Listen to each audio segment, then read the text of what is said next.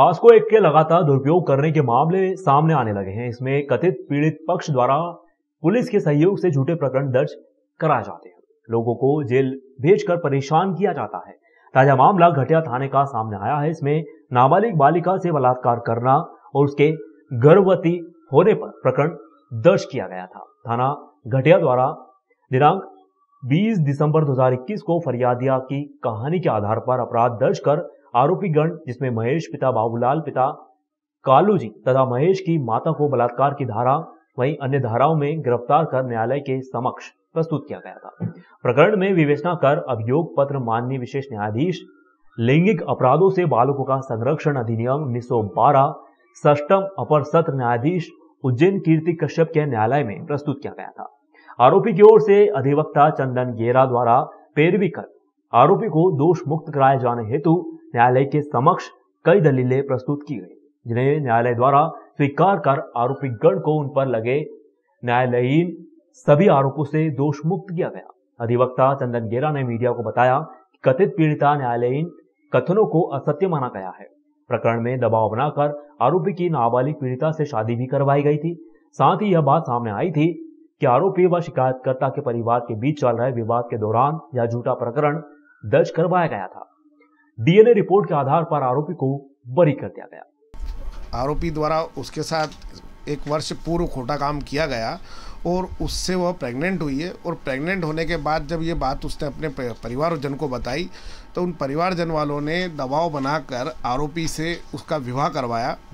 विवाह उपरांत जब वो अपने पति के निवास पर निवास कर रही थी और पति ने इस चीज़ को स्वीकार नहीं किया था, तो उसने उसी दिन जिस दिन उसका विवाह हुआ, विवाह से के दिन से ही अपना घर छोड़ दिया और अपनी बुआ के यहाँ रहने चला गया था।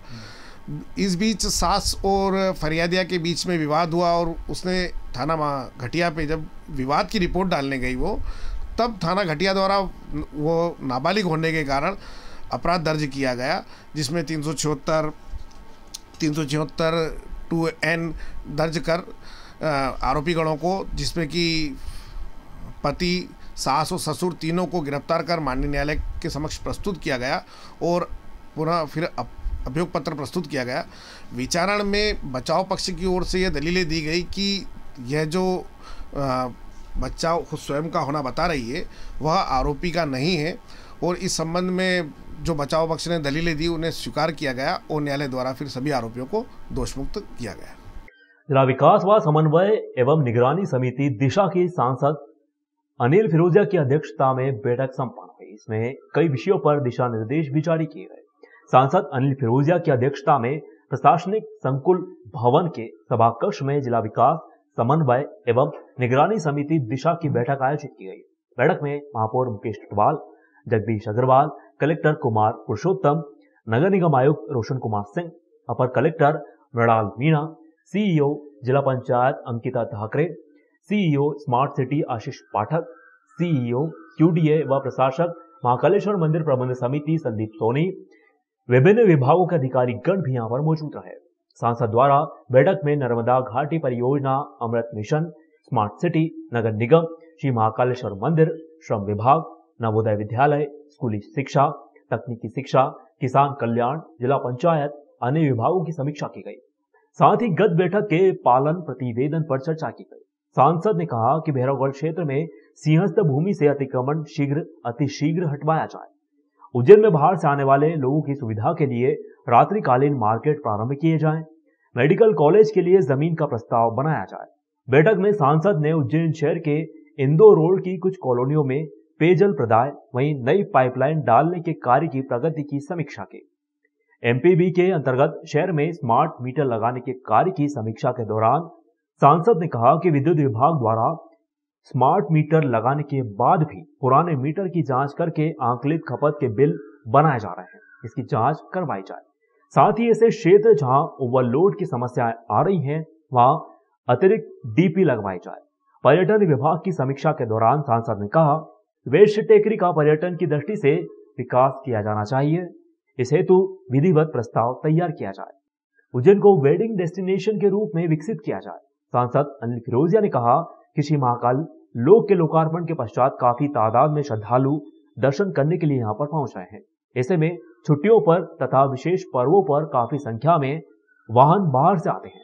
इनकी पार्किंग के लिए जमीन तलाश की जाए, शीघ्र अतिशीघ्र पार्किंग बनाई जाए। साथ ही श्री महाकाल महालोक को मेंटेन करवाने के लिए कार्य योजना बनाई जाए। सांसद ने कहा कि महाकालेश्वर मंदिर में दर्शन करने आने वाले श्रद्धालुओं को तिरुपति बालाजी की तर्ज पर रसीद काटकर लड्डुओं का प्रसाद दिया जाए। दिशा के मीटिंग में विकास कार्यों की समीक्षा हुई। प्रधानमंत्री आवास है या आयुष्मान कार्ड है या जो हमारे प्रधानमंत्री जी की अन्नपूर्णा योजना है, इन सब विषयों पर चर्चा हुई। आदिम जाति के छात्रावासों पर चर्चा हुई और महाकाल लोक का सेकंड फेस उसके लिए चर्चा हुई। तो ये कई विषय थे जो यहाँ पे दिशा की बैठक में रखे गए और उनकी मॉनिटरिंग की गई।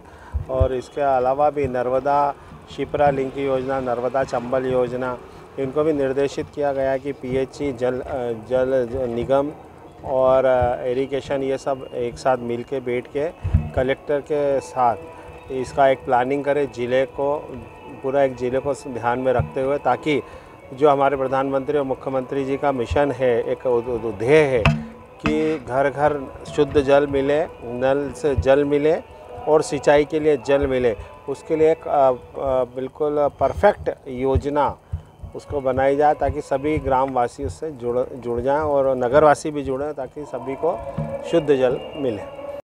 मध्य प्रदेश राज्य कर्मचारी संघ व डिप्लोमा इंजीनियर एसोसिएशन का प्रतिनिधिमंडल सोमवार निगम आयुक्त व महापौर से मिलने पहुंचा। दरअसल महाशिवरात्रि पर्व पर जल व्यवस्था में लगे प्रभारी उपयंत्री के साथ एडिशनल एसपी आकाश भूरिया, वहीं सीएसपी ओपी मिश्रा उनके दल द्वारा मारपीट के विरोध में प्रतिनिधिमंडल महापौर मुकेश टटवाल, निगम आयुक्त रोशन कुमार सिंह से मिलने पहुंचा, जिन्होंने आश्वासन दिया है कि इस पर शीघ्र ही कार्रवाई के लिए जिला कलेक्टर व एसपी से चर्चाएं की जाएंगी।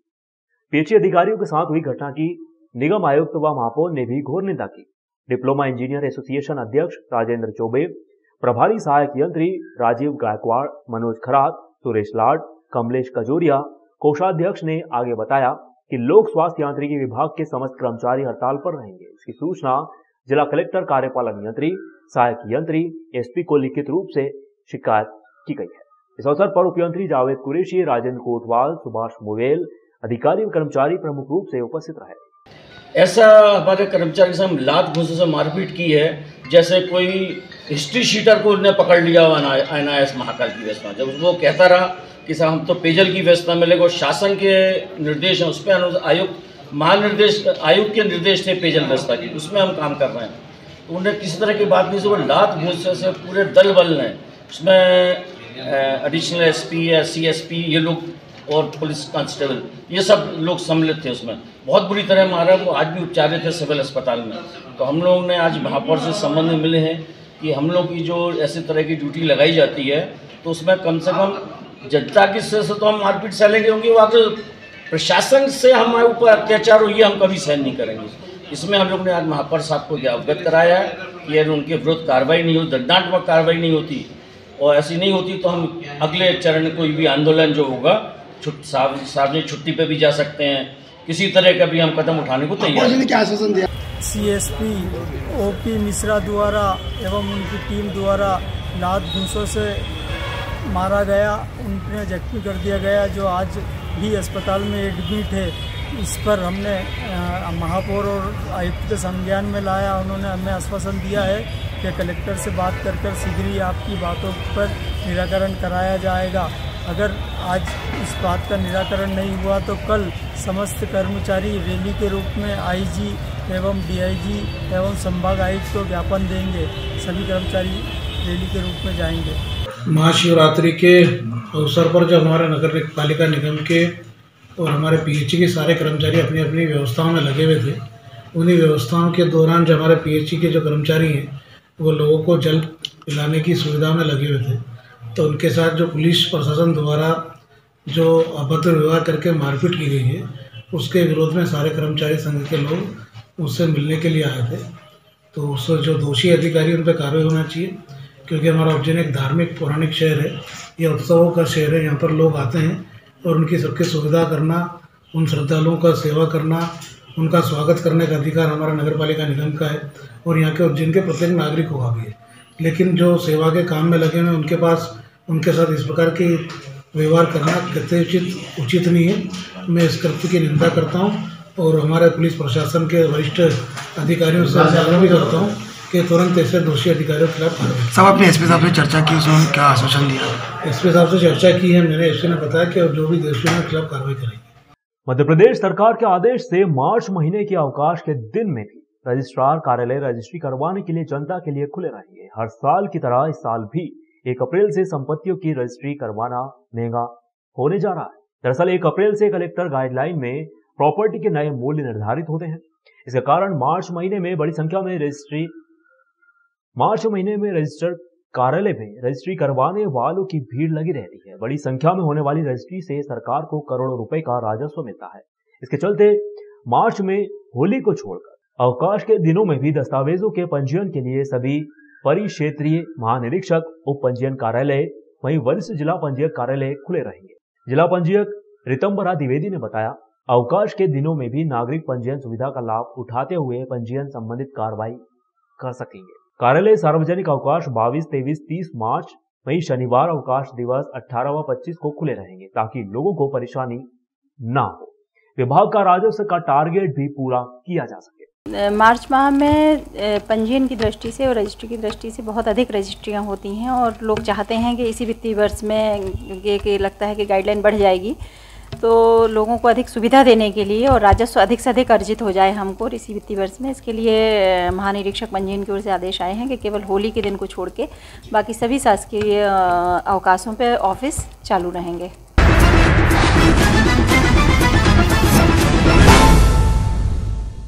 उज्जैन में मंगलवार सुबह एनआईए ने यहां रेड गैंगस्टर लॉरेंस बिश्नोई वहीं उनके आपराधिक सिंडिकेट के खिलाफ दर्ज एक मामले को लेकर रेड की। बताया जा रहा है कि उज्जैन के नागदा में दीपक नाम के युवक के घर एनआईए ने सर्च किया। शुरुआती जानकारी में मामला गैंगस्टर लॉरेंस बिश्नोई से जुड़ा हुआ बताया जा रहा है। दरअसल पूरे देश भर में एनआईए की रेड चल रही है। देश के कई राज्यों में 70 से भी ज्यादा जगहों पर छापेमार कार्रवाई की गई। इसी कड़ी में मध्य प्रदेश में भी कई जगहों पर एनआईए की रेड पड़ी है। एनआईए द्वारा गैंगस्टर व उसके आपराधिक सिंडिकेट के खिलाफ दर्ज मामलों पर रेड की गई। बताया जाता है कि पूरे मामले व केस को लेकर एनआईए की छापेमार कार्रवाई की गई। इस छापेमारी के पीछे गैंगस्टर व तमाम राज्यों में फैले उनके सिंडिकेटों को तोड़ना है। छापेमार गैंगस्टर वहीं उनके करीबियों के ठिकाने छापेमार कार्रवाई की गई। इस मामले में एनआईए कई गैंगस्टर से पूछताछ भी कर चुकी है।